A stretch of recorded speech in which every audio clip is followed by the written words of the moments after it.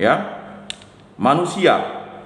Maka ada doa tuh Pak, ya kan, pertolongan kita dalam nama Tuhan yang menjadikan langit dan bumi, kan gitu. Sabda sudah menjadi daging, sabda sudah menjadi manusia, itulah roh dan darah, dialah Yesus Kristus. Kata Yohanes Pembaptis, aku membaptis kamu dengan air, tetapi ya kan, dia yang berkuasa daripadamu akan membaptis kamu dengan ya darah dan roh. Lengkap Pak. Jadi seperti itu. Jadi konsep orang-orang yang bisa dipilih Allah itu semua dipilih Allah, tetapi apakah dia dipilih Allah? Ya kan? Dia sudah dipilih Allah.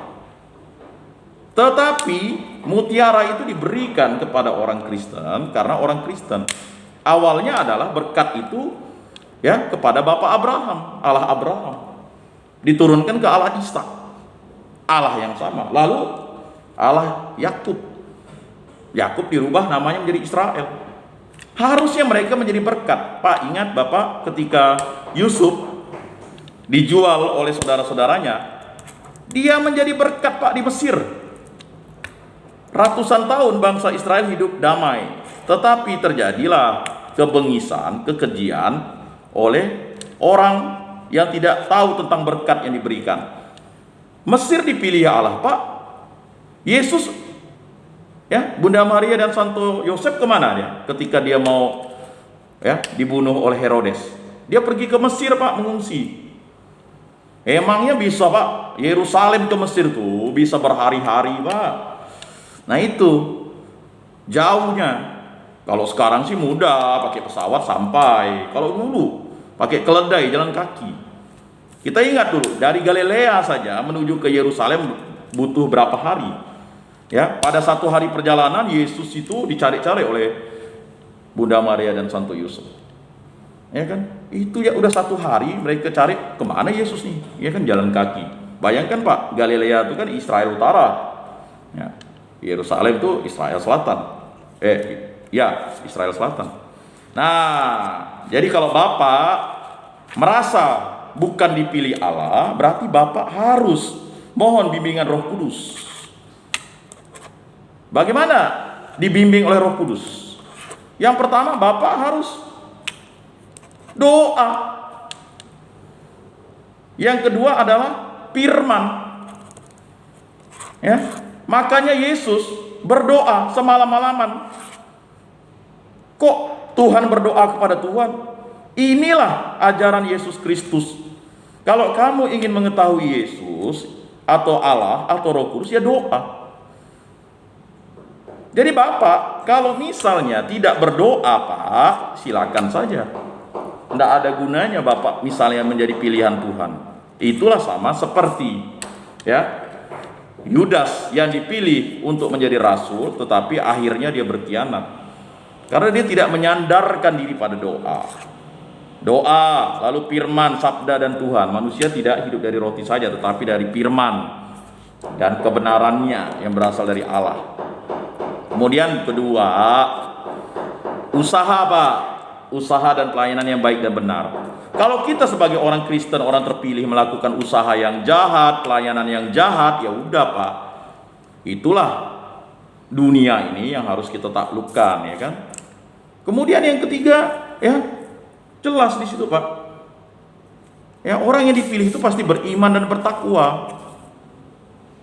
Ya, maka kata Santo Yakobus atau surat Yakobus katakan, iman tanpa perbuatan pada hakikatnya mati. Ya, bagaimana orang terpilih ini lalu dia enggak ini?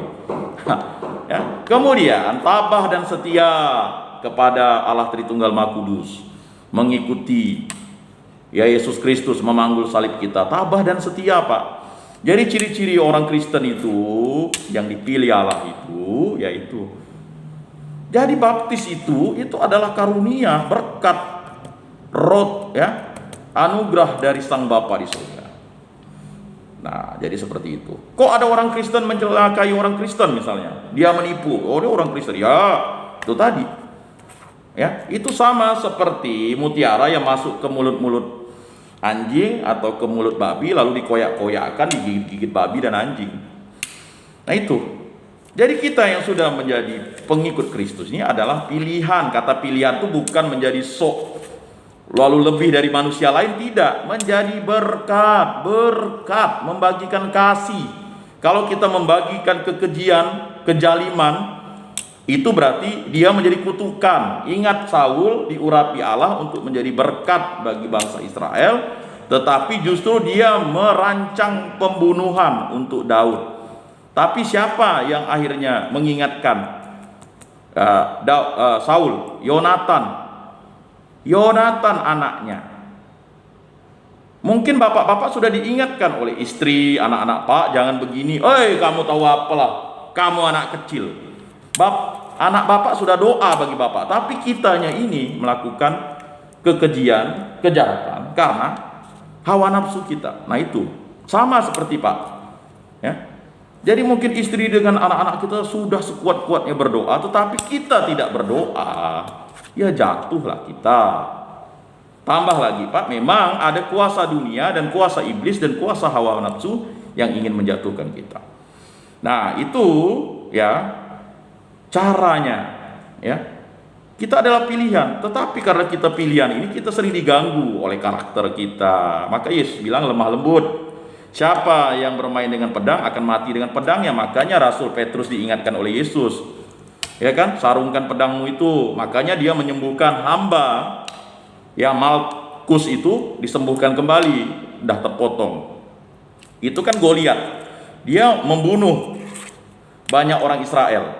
Ujung-ujung pakai batu saja kena keningnya, jatuh, ya kan. Akhirnya pedangnya sendiri yang memenggal kepalanya. Memang Daud yang melaksanakan itu, tapi kan itu akibat kekejian yang dilakukan oleh Goliat, orang Filistin itu. Mengapa bangsa Israel itu, ya, sepertinya kok melakukan sesuatu yang bertentangan dengan kasih, ya? Ya tidak.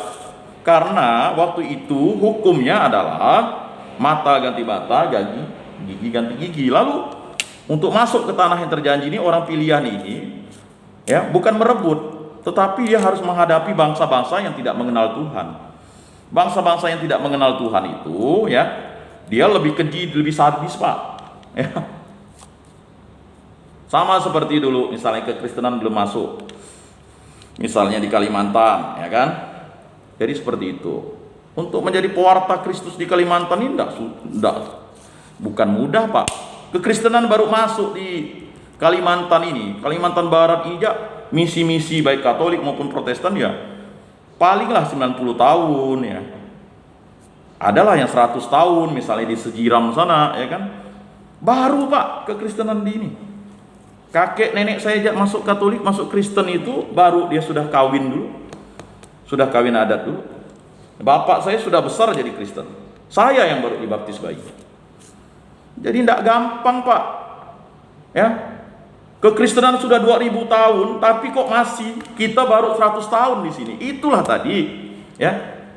Orang-orang yang dipilih itu harus mewartakan ke segala penjuru dunia. Ya, bersyukurlah kita punya misionaris-misionaris yang mewartakan firman dan sabda Tuhan sampai ke Kalimantan ini. Jangan kita merasa sombong lalu kita tidak mewartakan firman dan sabda Tuhan itu. Apakah kita dulu bukan orang pilihan kah? Kita orang dipilih Tuhan, tetapi kita belum mengenal Yesus Kristus sebagai Tuhan dan Juru Selamat kita. Nah, jadi seperti itu. Nah, itu, Pak. Bayangkan mungkin nenek moyang kita dulu berdoa sepanjang waktu. Tuhanlah Jubata atau Sangkaro, tak apalah namanya. Anak cucuku 7 turunan nih, 14 turunan, ya, supaya bisa mengenal Allah yang benar tuh.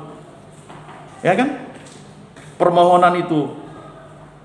Lalu kita tiba-tiba menjadi orang Kristen, lalu kita mengutuki nenek moyang kita.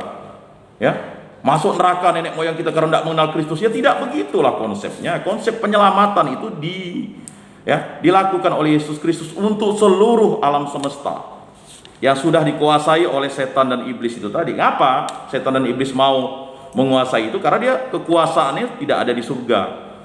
Karena dia melawan kehendak Allah, ingin berkuasa sama seperti Allah. Nah, jadi Bapak yang terkasih dalam Yesus Kristus, ciri-cirinya seperti itu. Ya, memang ciri-ciri yang jelas itu Bapak baca kitab Kejadian sampai Wahyu di situ. Ya, ciri-ciri bagaimana orang itu dipilih Tuhan sebelum dunia dijadikan, kau telah dipilih Allah. Coba Bapak berpikir saja misalnya, ya, Abraham, ya kan, sudah dipilih Allah, ya kan, kemudian Ishak dipilih Allah, ya, lalu ya kita mulai dari Abraham ya, bapak orang beriman ya. Tetapi sebelumnya ada yang dipilih Tuhan, bahkan di dalam perjanjian lama itu, ya, Henok itu tidak mati kan, Elia tidak mati. Ya, Henok itu ya dia langsung bergaul dengan Allah. Itu kan pilihan. Jadi kalau Allah ya sudah memilih orang, janjinya kekal abadi selamanya, seperti Abraham, Ishak dan Yakub. Ya, seperti Saul dan Daud dan keturunan Daud ini, ya. Makanya akan lahirlah Mesias. Mesias itu siapa? Dialah sang juru selamat. Nah, Bapak-bapak yang terkasih dalam Yesus Kristus, marilah kita sebagai orang pilihan ini menjadi berkat, Pak, menjadi berkat bagi sesama. Kawan sakit doakan dengan kehendak Allah. Kan kita berdoa dalam nama Tuhan Yesus, ku tengkeng iblis ini. Amin kan?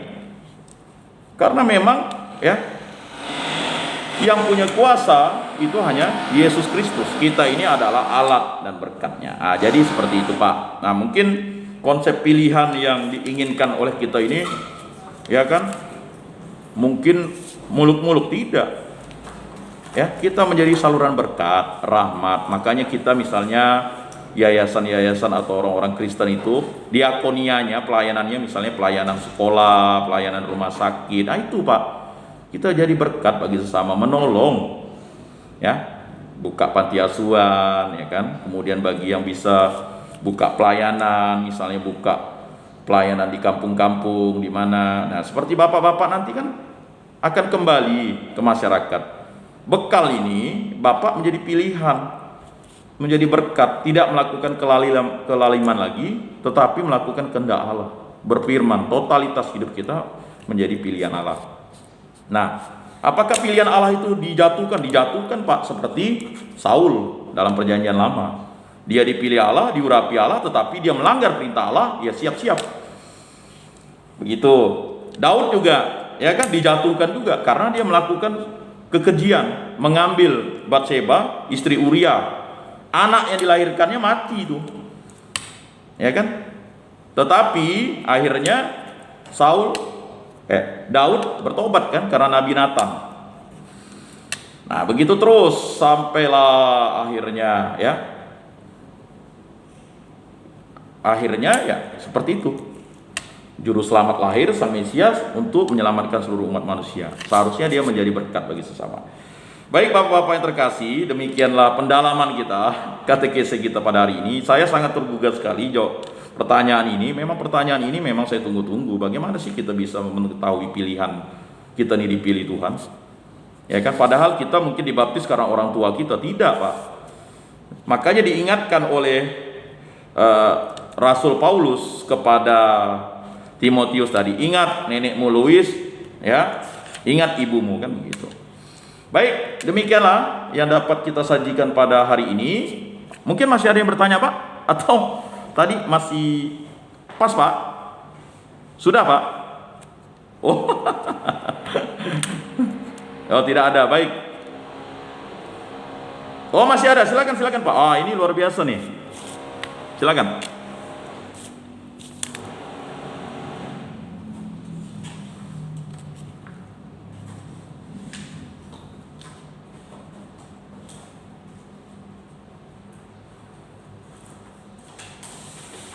Ya, Pak. Ya.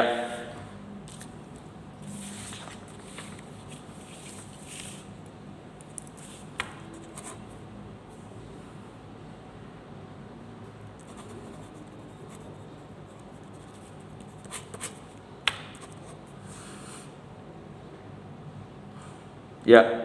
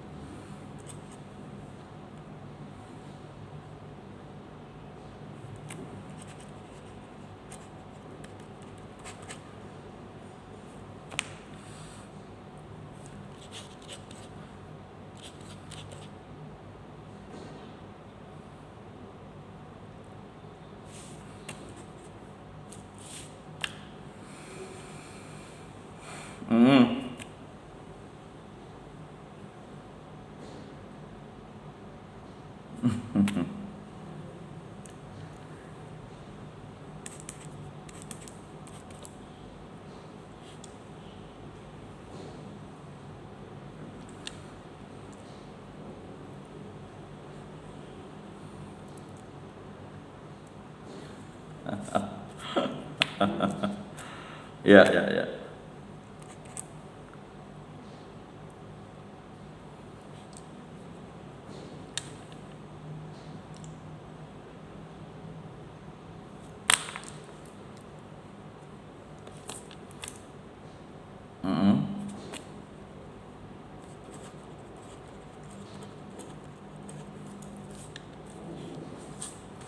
Baik, ini pertanyaan ini bisa 1 SKS jawabnya.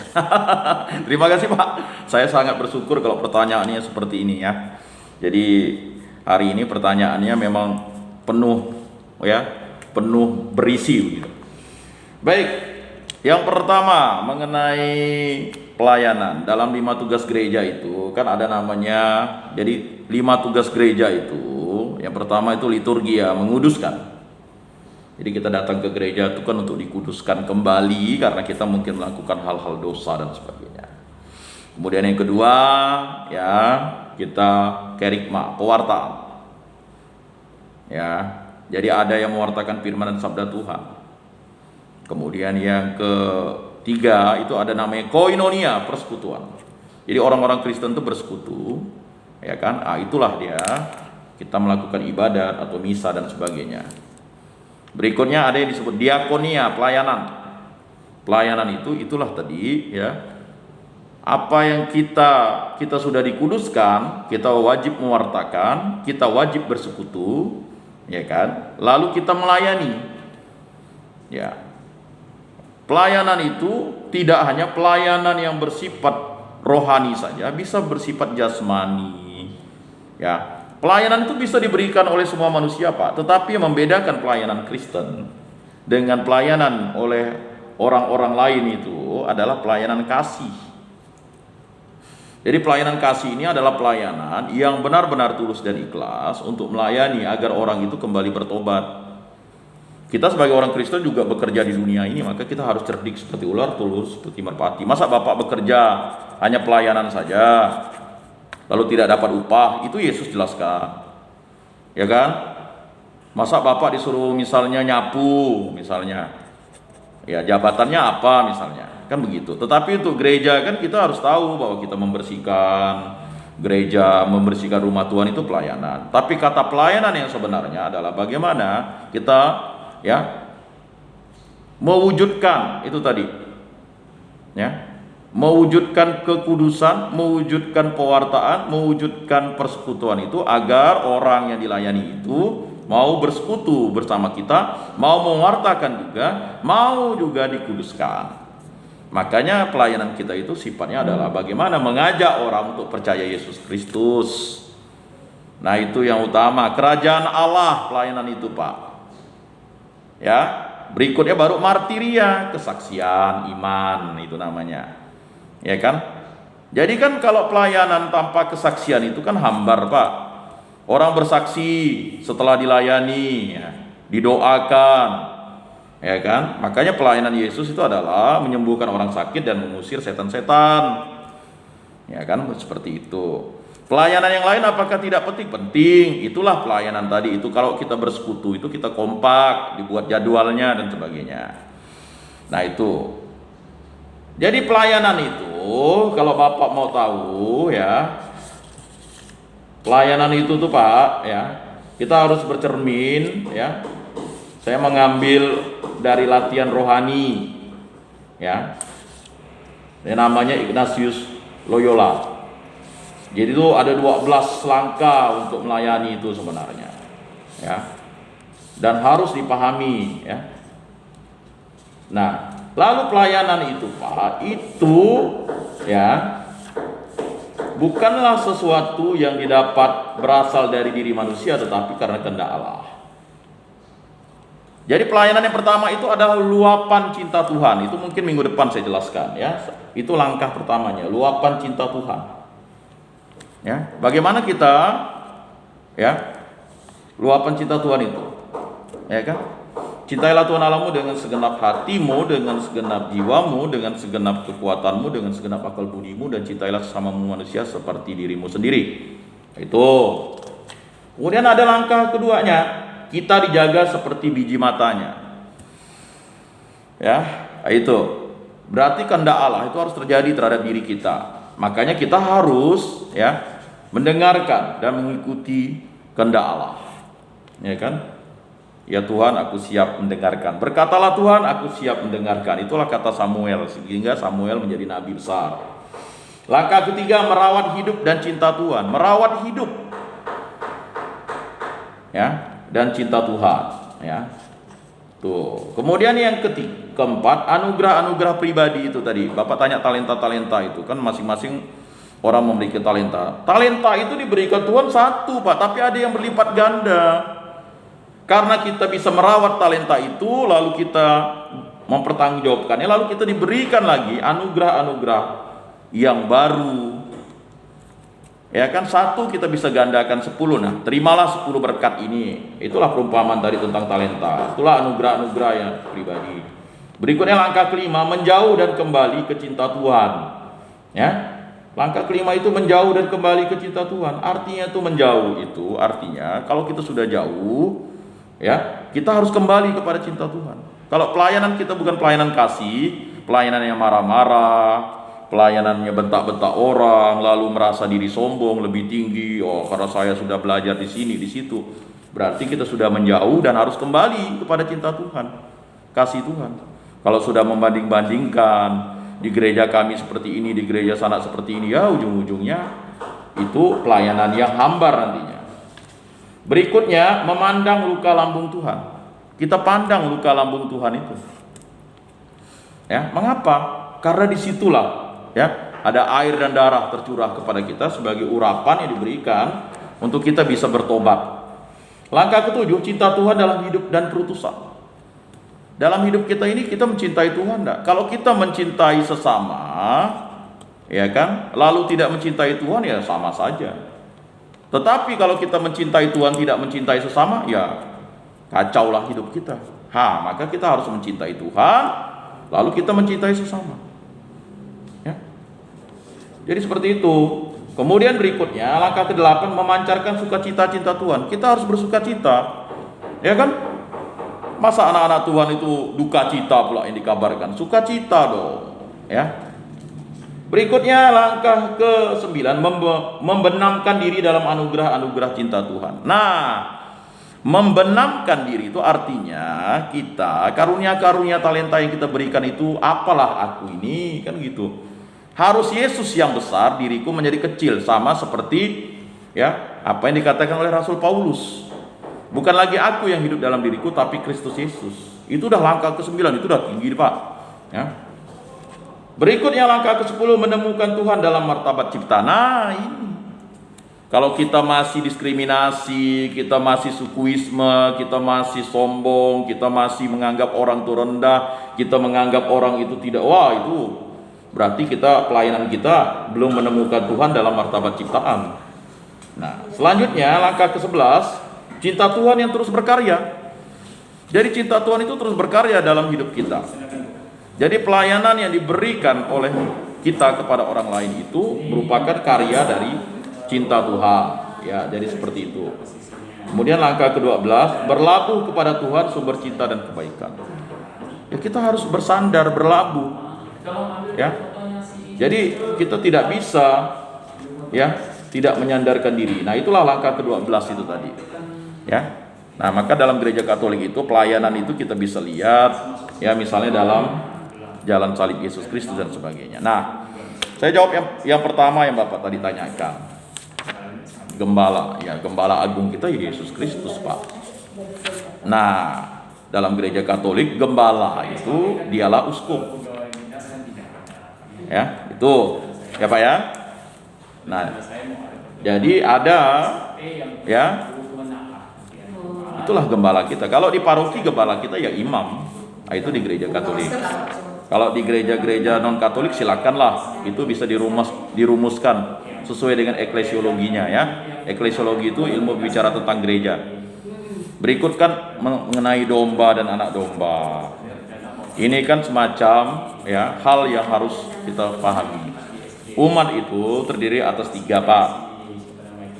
Yang pertama itu adalah umat awam atau awam, kemudian umat inti itu biarawan-biarawati, kemudian ada umat berjabatan. Nah, itulah orang-orang yang dipilih Tuhan untuk mendapat jabatan kegembalaan dan sebagainya, ya. Itu uskup, imam, ya.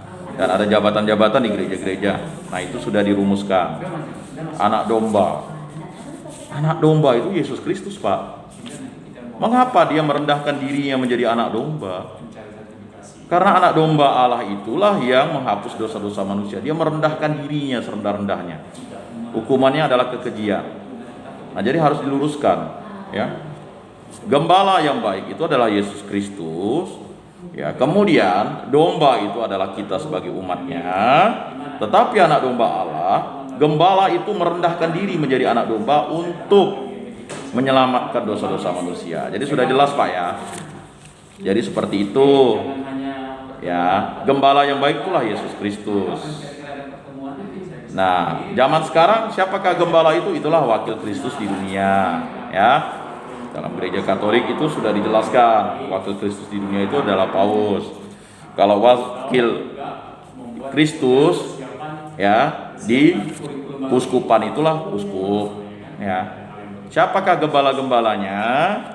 Ya kan, pasti ada pembantu-pembantu gembalanya, itulah jabatan-jabatan di gereja. Nah, domba siapa kita? Lalu anak domba ya Yesus Kristus. Ya, anak domba Allah yang menghapus dosa dunia, kasihanilah kami. Anak domba Allah yang menghapus dosa dunia, kasihanilah kami. Anak domba Allah yang menghapus dosa dunia, berilah kami damai. Nah, jadi itu harus dipahami konsep itu. Harus dibaca benar-benar Injilnya, ya. Jadi seperti itu, ya. Sudah paham, Pak, ya? Jadi kita harus paham seperti itu. Jadi harus kita baca benar-benar ya Injil itu, Injil Matius, Markus, Lukas, Yohanes, untuk mendapatkan makna. Siapakah gembala itu? Dialah Yesus Kristus, ya. Siapakah domba itu? Ini adalah kita, umatnya. Jadi seperti itu, ya, Pak. Demikian. Mungkin ada yang mau bertanya lagi, silakan. Masih?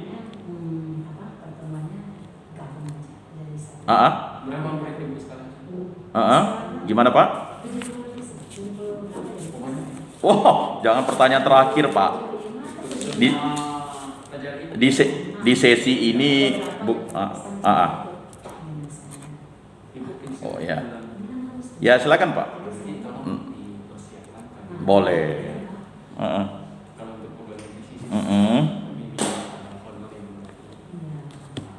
Ya. Ya.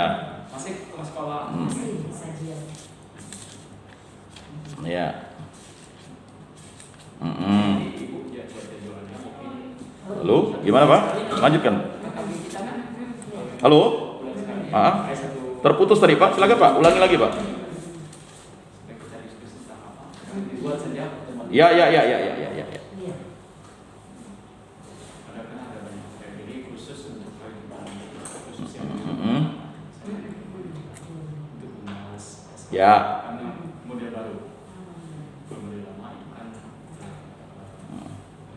Ya.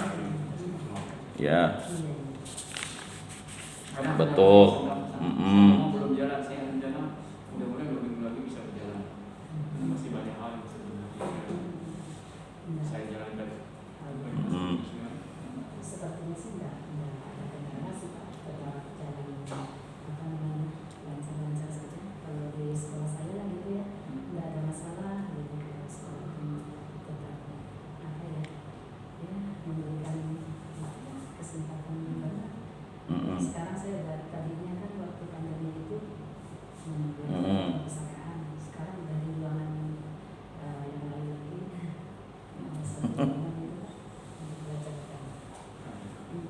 Ya. Pada kursi meja yang tidak bagus-bagus yang sudah dipakai sini.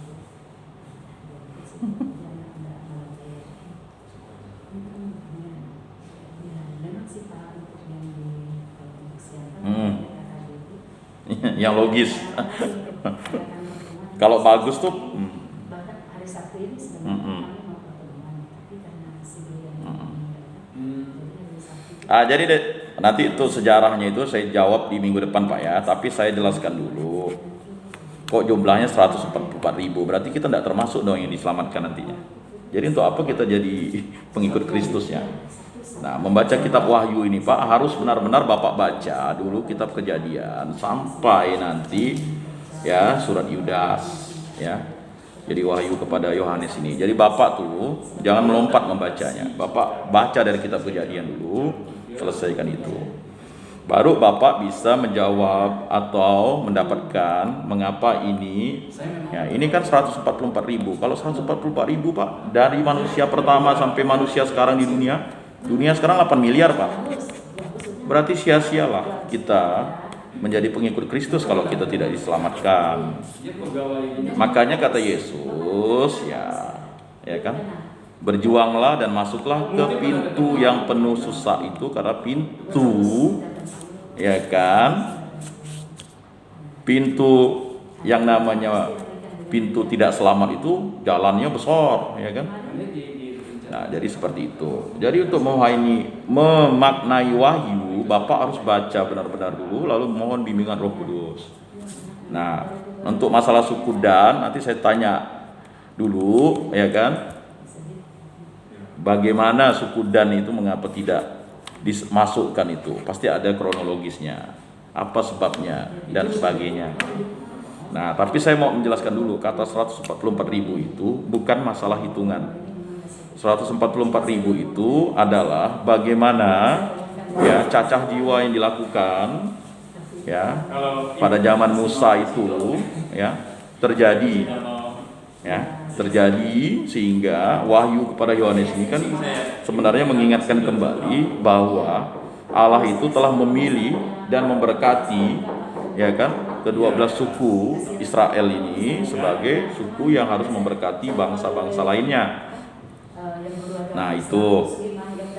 Lalu mengapa Manase, kata Manase yang masuk ya itu pasti ada kronologisnya. Nah, jadi sampai di situ dulu Pak ya. Jadi kalau 144.000 ya ngapain kita menjadi pengikut Kristus Pak? Ya cukup 144.000 ini saja yang dimateraikan selamat. Selesailah kita. Ya kan? Justru karena 144.000 ini kronologis bagaimana bangsa yang dipilih Allah itu ya harus berkembang menjadi banyak bangsa yang mengikuti dari utara ke selatan, timur dan barat. Nah, makanya aku membaptis kamu dalam nama Bapa dan Putra dan Roh Kudus. Jadilah kita pengikut Kristus. Nah, jadi pada zaman 2000 tahun lalu apakah kita bisa selamat? Ya tidak bisa selamat. Kalau tidak Yesus wafat di kayu salib, kita tidak bisa selamat Pak. Jadi keselamatan itu hanya ada pada Kristus Yesus melalui jalan salib Yesus. Nah itu. Masalah ada suku-suku yang tidak dimasukkan itu pertanda bahwa ingat dalam 12 rasul saja Yudas itu dia berkhianat gitu. Ya kan? Lalu digantikan dia. Jadi kita kalau mengacu ke Wahyu itu baca benar-benar dulu kitab Perjanjian Lama sampai ke surat Yudasnya itu nanti. Nanti Bapak akan ada kesimpulan di situ. Nah, minggu depan saya akan jelaskan bagaimana kronologisnya itu Wahyu kepada Yohanes ini. Mengapa ditulis yang terakhir? Ya, ini makanya pendalaman kitab suci itu harus ekstra. Kita tahu bahwa penyusunan Perjanjian Baru itu adalah ya semuanya harus firman dan sabda dari Tuhan Yesus Kristus sendiri atau dari saksi pertama. Saksi pertama itu adalah para rasul. Nah, makanya surat Yakobus dan surat Yudas itu kan adalah surat yang ditulis oleh Yakobus dan Yudas, saudara sepupu Yesus. Nah, ini yang Bapak tanyakan ini nih, ya, ini Bapak harus baca konkret dulu nih. Kalau Bapak sudah selesai baca, lalu Bapak harus mencari yang namanya referensi, ya, yang memang benar-benar saki, yang benar-benar otentik, sejarahnya bagaimana dan bagaimana cara menjawabnya ini. Nah, kalau Bapak lihat ayat per ayat, itu kita tak mungkin selamat nanti. Tapi kegenapan itu karena Yesus Kristus lah. Nah, jadi manusia itu hanya bisa selamat suka-sukalah. Henok selamat, Elia selamat, kan begitu? Ya kan? Setelah Yesus wafat di kayu salib, keselamatan itu terbuka jalannya bagi semua orang. Sedangkan wahyu kepada Yohanes, orang-orang yang dimateraikan dari bangsa Israel ini kan dimateraikan pada zaman Musa. Coba Bapak baca orang-orang yang dimateraikan dari bangsa Israel. Ya, memang dia ditulis terakhir, tujuannya hanya mengingatkan orang pilihan itu bisa jadi tidak selamat kalau dia tidak mengikuti kehendak Allah. Dia hanya ngomong Tuhan, Tuhan, Tuhan, Tuhan, tapi dia tidak bertobat. Dia melakukan kejahatan, dia berkhianat kepada Yesus, ya tidak selamat. Nah, itu konsep keselamatan yang harus dipahami. Allah menarik kita, kita menjawab suara Allah itu, itulah iman. Tetapi iman tanpa perbuatan pada hakikatnya mati. Tidak ada yang namanya perbuatan, ya percuma. Kita diselamatkan, tapi kita melakukan perbuatan jahat, ya mana bisa selamat, Pak? Bapak jadi pengikut Kristus lalu membunuh, memperkosa, menghujat Roh Kudus. Tetapi ingat Pak, semerah apapun dosa bapak-bapak, ketika pengampunan itu diberikan oleh Yesus, itu bisa selamat. Yesus, ingatlah aku jika engkau sampai ke rumah Bapamu. Pada hari ini pun engkau akan sampai ke rumah Bapakku. Nah, itu kehendak itu. Jadi jalan keselamatan hanya melalui Yesus Kristus. Jadi jalan-jalan yang lama itu ya tidak bisa lagi dilakukan. Jadi makanya kerahiman Tuhan itulah yang menyelamatkan. Makanya orang Kristen itu jelas menuju rumah Bapa di surga. Apakah bisa masuk ke rumah Bapa di surga? Nanti dulu. Ya. Kalau Bapak melakukan perbuatan dosa, Bapak akan mempertanggungjawabkan itu. Sama Pak, itu berlaku sama untuk kita semua. Jadi bukan merasa orang pilihan Allah lalu dia merasa sok suci, sok kudus dan sebagainya. Nah, itu harus ada kebijakan atau kebijaksanaan, hikmat yang didapat dari Allah. Nah, bukan karena kita mewartakan firman Allah lalu kita ingin menghitung-hitung itu, tidak ada Pak. Jadi ingat kata Yesus, ya kan, kerajaan Allah itu adalah ya bisa sampai ke hadirat Allah itu hanya melalui Yesus Kristus. Tidak ada jalan lain. Ya, malaikat atau apapun tidak bisa menghantar kita ke hadapan Bapa di surga. Hanya ya Yesus Kristus yang menghantar kita ke hadapan Bapa di surga. Itu yang harus menjadi ya tolak ukurnya. Maka murid-murid Yesus diingatkan bahwa kerajaan Allah lah yang bisa menyelamatkan itu. Materai yang diberikan kepada bangsa Israel, kepada suku-suku itu adalah mengingatkan bahwa janji Allah kekal abadi selamanya. Tetapi materai baptisan itu dia menjadikan kita putra-putri Allah, menjadikan kita murid-murid Kristus, menjadikan kita kenisa Roh Kudus, menjadikan kita ciptaan baru, memperoleh karunia keselamatan. Tapi kalau kita menyia-nyiakan itu, kita akan menjadi manusia yang terkutuk dan kita akan ya kan? Ya, pasti ya karunia keselamatan yang diberikan kepada kita menjadi sia-sia, seperti mutiara masuk ke mulut anjing atau ke mulut babi. Nah, jadi seperti itu dulu Pak ya. Untuk konsepnya nanti yang masalah down itu mengapa tidak dimasukkan, nah, nanti kita jawab di minggu depan. Karena waktu juga sudah menunjukkan jam 11 ya. Jadi seperti itu. Ya, Pak Ismayanto ya. Ini pertanyaannya nih mirip-mirip pertanyaan Pak Andre. Pak Andre udah lama enggak nanya nih. Ya. Dengan Pak Agus. Nah, mudah-mudahan kita bisa saling terus sharing sehingga memperkaya pengetahuan iman kita. Baik Bapak-bapak yang terkasih, ya. Demikianlah pertemuan kita pada hari ini. Semoga bermakna dan bermanfaat bagi bapak-bapak terkasih. Saya mohon maaf jika ada pertanyaan yang mungkin belum bisa terpuaskan. Kita akan menjawab itu perlahan-lahan, ya.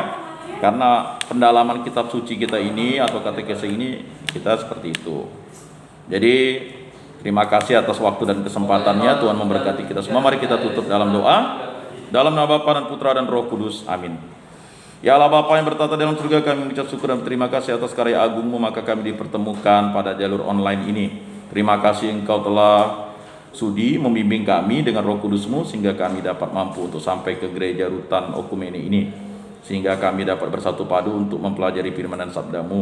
Berkatilah kami yang penuh kekurangan ini agar kami saling melengkapi, saling menguatkan, saling mendoakan, saling melayani, dan yang paling utama bersaksi bahwa kerajaan surga adalah pewartaan yang harus kami wartakan dimanapun kami berada, dengan kondisi apapun. Walaupun kami berada di rumah retret ini atau di rutan ini, kami mampu untuk mewartakan firman dan sabda Tuhan dengan pelayanan-pelayanan yang sederhana, tetapi memberikan kasih yang sempurna, yaitu kasih Yesus Kristus kepada sesama kami.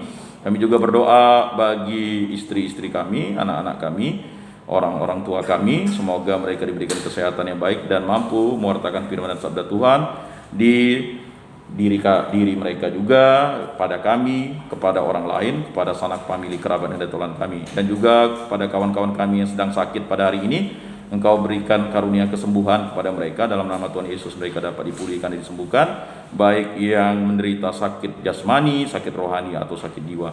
Dan juga kami berdoa juga bagi para pengurus gereja Okumene agar diberikan kesehatan yang baik, sehingga mereka dapat bijaksana untuk melayani sesama kami di tempat ini. Dan juga untuk petugas-petugas di rutan ini kami berikan mohon rahmat-Mu agar mereka dapat mengatur kami dengan baik sesuai struktur kehendak-Mu. Semua doa ini kami serahkan untuk perantaraan Tuhan kami Yesus Kristus yang hidup dan beraja, kini dan sepanjang segala masa. Amin. Dalam nama Bapa dan Putra dan Roh Kudus. Amin. Salam kasih, damai dan sejahtera. Tuhan memberkati, menyertai dan melindungi. Salam.